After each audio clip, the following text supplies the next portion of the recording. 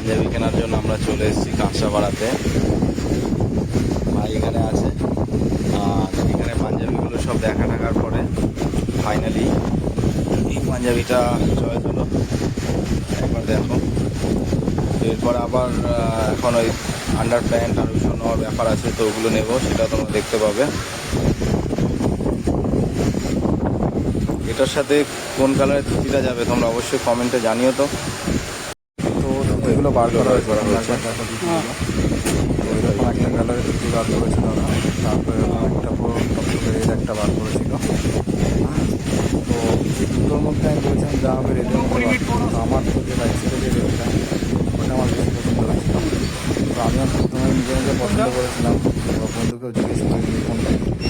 Finally আমার যে রেডটা পছন্দ হলো সেটাই নিল। তো ফাইনালি আমরা নিলাম।